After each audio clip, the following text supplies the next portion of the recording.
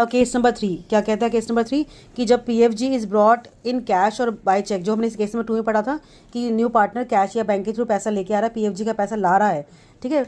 और लेकिन इसमें मेन बात क्या है कि जो सेक्रीफाइसिंग पार्टनर्स हैं अब वो पैसा विड्रॉ करना चाह रहे हैं।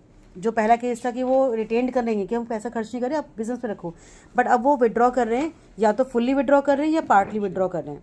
तो ये केस नंबर आपका बनता है 3। इसमें एंट्री, पहली एंट्री बेटा वही सेम है, जब भी आप सुनोगे गुडविल का पैसा आ रहा है तो कैश या बैंक के थ्रू पैसा आता है तो पीएफजी होता है। तो एंट्री क्या होगी? Cash bank to PFG.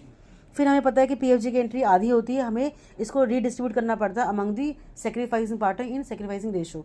तो आप क्या करोगे? पीएफजी टू सेक्रीफाइसिंग कैपिटल कर दोगे, ठीक है। अब इसको बांट दिया। अब इसके बाद हमारा एक और एंट्री बनेगी क्योंकि वो विड्रॉ भी कर रहे हैं, सेक्रीफाइसिंग पार्टनर विड्रॉ करे, तो आप क्या करोगे? अब यहाँ पे पीएफजी का रोल खत्म हो चुका, पीएफजी नहीं आएगा इसमें।